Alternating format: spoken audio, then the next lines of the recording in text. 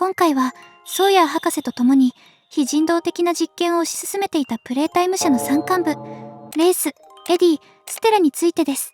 チャプター5で新たな情報が判明したため、事実を整理しながら考察していきます。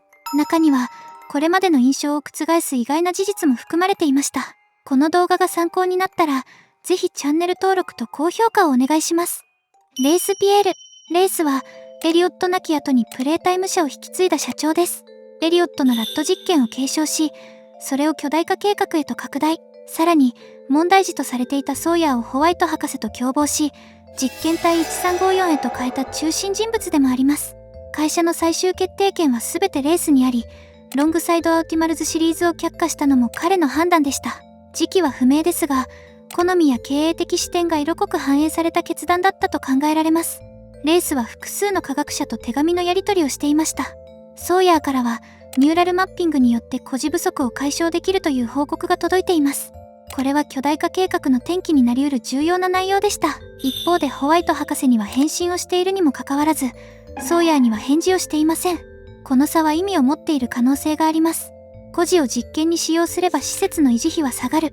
経営者であるレースにとって、孤児の活用は財務的にも合理的な選択だったと推測できます。しかしソーヤーは無から生命を生み出す方向へ進みました。それは科学的には革新的でも、経営面では負担が増す選択です。実際、過去の VHS には巨大化計画が赤字続きであることがわかります。そこには実験費用だけでなく、孤児の養育費も含まれていると考えるのが自然です。つまり両者は思想と利害の両面で衝突していた可能性が高いです。単なる不仲ではなく、構造的な対立関係だったのではないでしょうか。さらに重要なのが、レースの日記です。そこにはエリオットの遺体がプレイケア地下で発見されたこと、そしてそのきっかけがセオドア事件だったことが記されています。この日記からわかるのは、レースがエリオットの娘と過去に面識があったこと、そして1007ポピーとすでに出会っていたという事実です。この出来事を契機にソーヤーへ連絡が入り、工場での実験が始まりました。まさに物語の起点となる記録です。そして見落としがちなのが、冒頭に記された悪夢のような1週間という表現です。時系列から見ると、これはセオドア事件後、1989年後半から1990年1月頃に限定されます。喜びの時間や劇場事件よりも前の出来事です。プロトタイプ関連の調査か、あるいはそれ以上の重大事案か、現時点では断定できませんが、後に回収される可能性を強く感じさせる記述です。また、レースとエディが実験に関して怪しげな会話をしているテープも見つかっています。次は、その実験の責任者であるエディについて整理します。エディ・リッターマン。レース、物流部長に関しての不安について調査した。みんなのヒーロー気取りだな。あまり嗅ぎ回られるとまずい。今何とかすれば殉教者にできる。他の方法を考えた。ほう？ロビッツさんは昇進予定なんだ。本当か？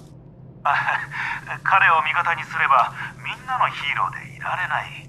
昇級して偉くしてパーキングスペースも新車を与えてもいい。彼が寝返ったとみんなに思わせるんだよ。で、うまくいかなかったら？心配しすぎだ。もっとこのプロジェクト全体を見るんだよ。東京の部署も軌道に乗ってる。この調子だと数年後にはこの工場も最優先じゃなくなるだろう。なら公演は？今リノベーションの最中だよ。来週見に行く予定なんだ。7日と12日に。いない間にここを燃やさないでくれよ。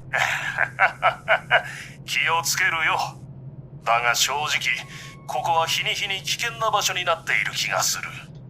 レースとエディのテープは主に2つの内容です。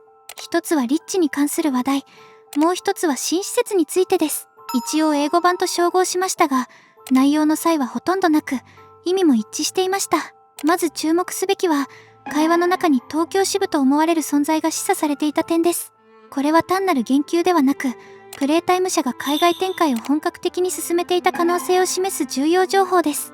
次にリッチについてです。テープの内容から、リッチはプレイタイム社の陰謀を探っていた可能性が高いと読み取れます。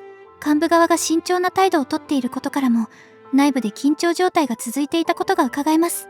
殉職者とは、自らの信念を守る過程で命を落とした人物を指します。リッチの場合で言うと、会社の闇を暴こうとした結果、志半ばで命を失ったという表現であると考えられます。もし幹部がボクシーで排除していれば疑いが集中します。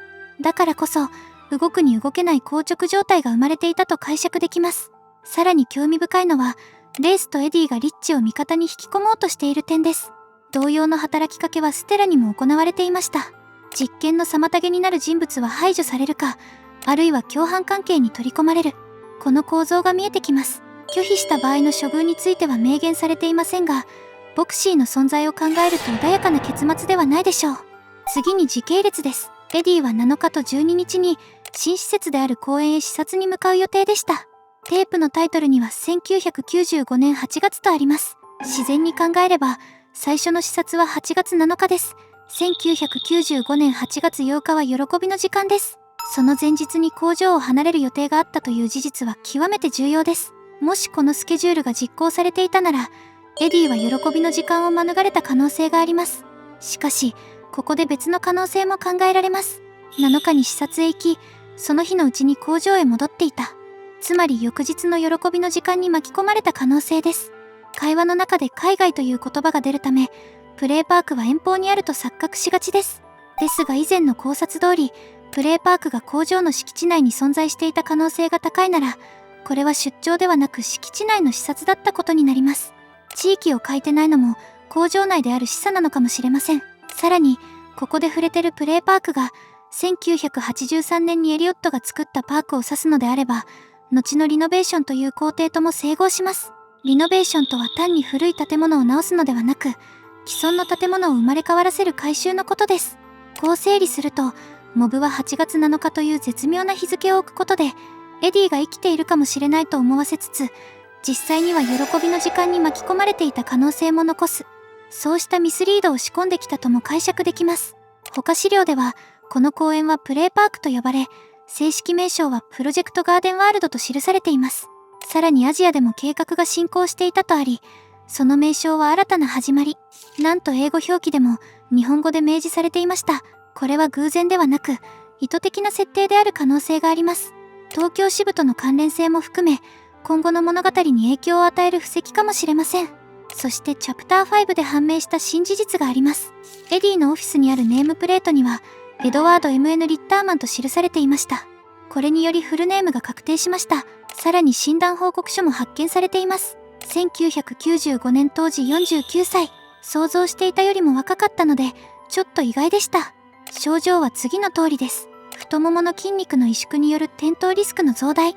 歩行が不安定になり補助具を必要とする状態。発音の不明瞭化と舌の神経症状。これらはケネディ病と整合します。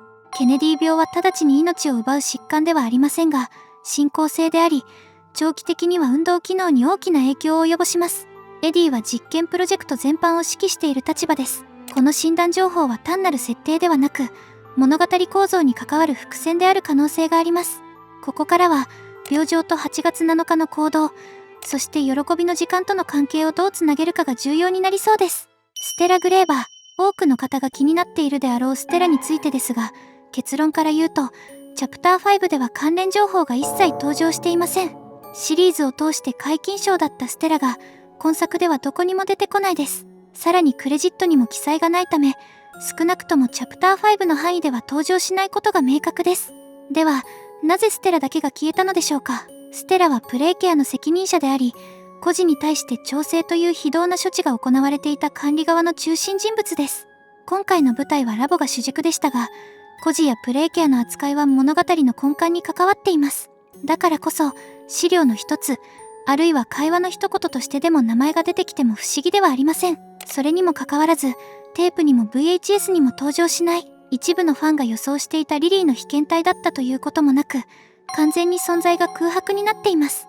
この不在は、単なる登場機会の欠如ではなく、意図的な扱いである可能性が高いと感じます。ここから先は妄想と考察を合わせた妄察ですが、このチャンネルが推しているステラポピー説を前提にすると、一つだけ筋の通る説明が見えてきます。